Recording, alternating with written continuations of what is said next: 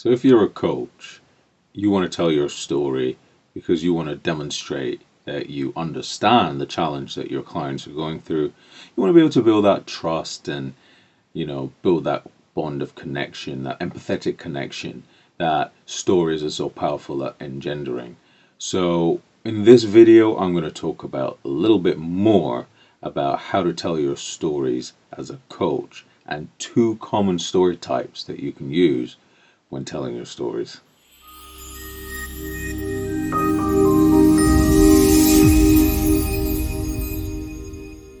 Hi guys, Calvin again. So, two common story types you can use when telling your stories.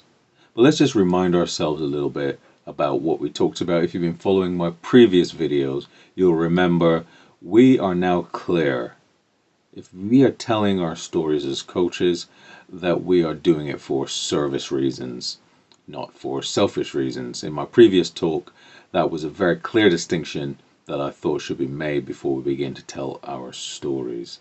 If we're bringing that degree of consciousness, that degree of mindfulness to the stories that we're telling, then we're going to be able to much easier make the distinction between stories for telling, for stories for healing ourselves and stories for serving others. That, i.e., selfish reasons or service reasons, right?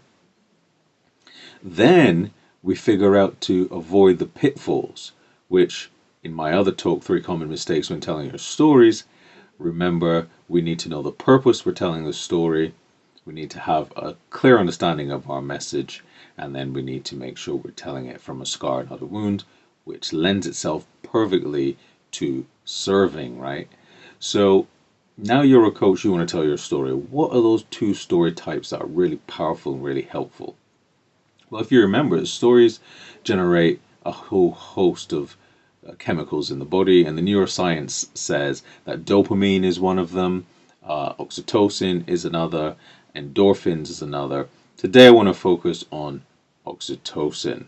Now, oxytocin is known as the trust chemical colloquially, and what that essentially means is that we're much faster build connection with the people we're engaging with if we have the trust there.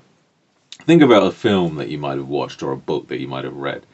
And as soon as the narrative in that story is uncovered, even if the person is evil, a malevolent dictator, imagine it's even let's think of Batman, the Joker.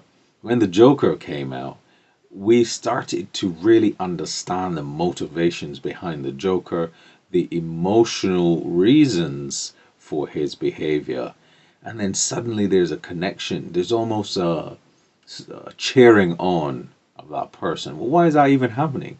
It's because we're starting to build that connection with the character, and that's of course because the chemicals in the body are changing throughout the journey of the experience, whether you're watching the story, reading it, or hearing it. So as coaches, we want to be able to tell our stories to demonstrate to our clients that we get it. And we want to be able to build that trust that we can help. And also, of course, that we know what we're talking about, right? So there are two story types I want to share with you. The first story type I like to call me stories. Those are stories about the individual as the coach delivering the service. Talk about some experiences that might have happened in your life, and specifically you may want to talk about the transformational part of your life as to what led you to where you are now. But of course you may want to tell other stories about your upbringing and what made you who you are, those things that influenced your character, your personality, the formative years of your life. I can tell you, for example, a formative part of my life when I was growing up in the Caribbean, in Barbados, and my next door neighbor, Auntie Marva, she took me to the park with her children, who I grew up with. We were like siblings, really. And we went to this park and we were playing all day. And I asked my mum for some money. So, of course, my mum was pretty hard up that month. And she was like, oh man, I really don't want you to miss this.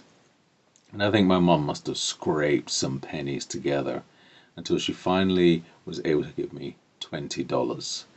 So she gave me $20 and off I went, happy as anything, to this park, right? So We get there. I'm running around like a crazy wild kid, as you do, like absolutely high as a kite. It's ecstatic. Okay, we're in the park all day, and I'm swinging. I'm going on the merry-go-round thing, the turnstile, that spinning thing that you run with, and we're doing everything that is available in the park, climbing trees, even, just living the dream as a child. And anyway, it was time to get something to eat. So my aunt, she says, "Oh, Carl, do you want to get something to eat?" So I'm like, "Yeah." So I go into my pocket, the $20 gone, completely empty pockets. And when I noticed that, as a kid, I had the presence of mind to not show that I was panicked. So I hid it behind a very stoic face. And I said, "Actually, no, I'm not hungry." And she said, "You sure?" And I said, "Yeah." She said, "Because your mum is going to want you to have something to eat." I said, "No, I'll wait till I get home." And I felt this burden hit me. I was really upset that I lost this money. And I was thinking, this is my mum's last $20 that she gave me to go and play. She didn't want me to miss this opportunity in the summer. So I held that one in. And I tried my best to play for the rest of the afternoon, albeit a little more subdued, right? So in the car home, around sunset, coming up to around 6 p.m., Auntie Margaret says, "Oh, Carl, you're very quiet." And I was like, "Oh, yeah, I'm just tired." But of course, I am guilty as anything. And I felt so bad. So I get home, I knock on the door, my mum opens, and I just burst into a flood of tears as soon as I saw her. She's like, "Hello, darling, how are you?" And I just burst out crying. She said, "What happened? What happened?" And I couldn't talk. You know, when kids are crying and they're giving that kind of, like, you couldn't even breathe, gasping for air. So she held me and she said, "Come, darling." And she hugged me and she held me close. And that warm sort of cuddle that only a mum can give you. And she just pulled me into her bosom and she said, "Okay, everything is fine." And Auntie Marv, of course, was surprised. She said, "I didn't even know something was wrong. He was fine all day. What happened? What happened?" And they're now both completely concerned. And I just blurted it out eventually after a few gulps of air. And I said to my mum, "I lost the $20." And I just cried. And she went, "Oh, don't worry, darling. That's okay. That's okay."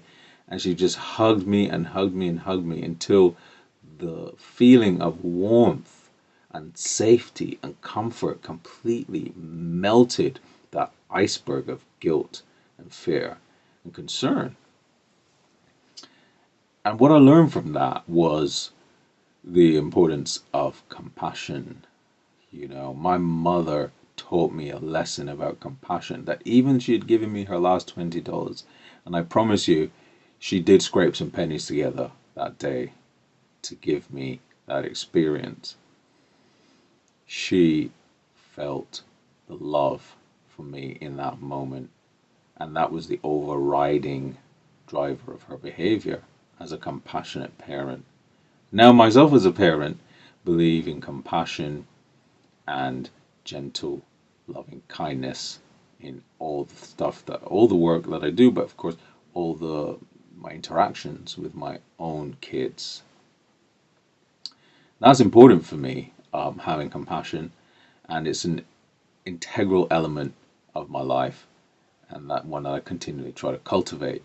And I remember that experience so vividly, and my mum taught me that. So, what was happening in me at the time, of course, is I was afraid, I was guilty, I felt bad, but the warm embrace of my mother was what allowed me to have that bond of trust, that comfort, that love. And of course, oxytocin had been running through my body at the time. Didn't know it, obviously, and it doesn't really matter. But what's helpful to know is that the oxytocin is one of the most powerful things that engender trust, and we know that they come into the body in high doses in a number of ways, some of which, and this list is not exhaustive, includes breastfeeding. Oxytocin levels are very high between mother and baby during breastfeeding. They're also during hugging and physical contact, as my mother embraced me on that day, and hence is sometimes called the cuddle chemical. It's also helpful it also generated during laughter, and is helpful for building trust when humor is being used in communication. So often you find funny people are more trusted, even though they may have bad intentions. So that list is not exhaustive. There's a lot more ways that oxytocin can be generated, but it's one of those things that we know is really powerful element of storytelling. So as a coach, I want to focus on that part, because when we're telling the me stories, those fundamental character development areas that help to demonstrate who we are and what makes us care about what we care about, then we know that that's an important driver of the connection. The second type of story you can tell as a coach is what I call you stories. So the me story is about the coach, the you story is about the client. So you can see the you story then being about the other person. The other person ideally would be the person's problem who you're trying to solve. So what would be a good story to tell there would be the challenge that the person is having, the emotional experience that that brings as a result of that challenge. Because invariably, when somebody's having a challenge, it's emotionally activating for them. And they may have some sort of fear, some sort of sadness, some sort of unpleasant feeling, and that is going to be highlighted in the story of the client. When you're telling that story, it's also important to talk about the success. How did you help them overcome that obstacle? Now, this is a little bit outside the bounds of this discussion, but Joseph Campbell talks a lot about the ever-present archetype, the story archetype that we tend to use, and where there's a hero and then there's a guide. And I go much more into that in my course, How to Tell Your Story to Attract the Right Clients for You, which is specifically designed for socially conscious business owners like coaches. But what's really key here is that you, as the coach, are the guide helping to get the hero, who is your client, over this obstacle. And telling that story is another powerful way to demonstrate that you're competent and you're able to help that person with that particular problem, right? So these are two poignant, powerful ways of telling your story as a coach. And I would say that those are probably the most commonly used in what I've seen anyway, when coaches want to be able to demonstrate who they are, what makes them who they are. They tell me stories, stories about them, what formative experiences have got them to where they are, whether that's the character, whether that's the upbringing that has helped to solidify their character, or whether that's the transformative experience that they've had. And then, of course, you have the client stories, and that's how did the client how did the client overcome the problem? How did you help them to overcome the problem as the coach? And what was that pain feeling like for them?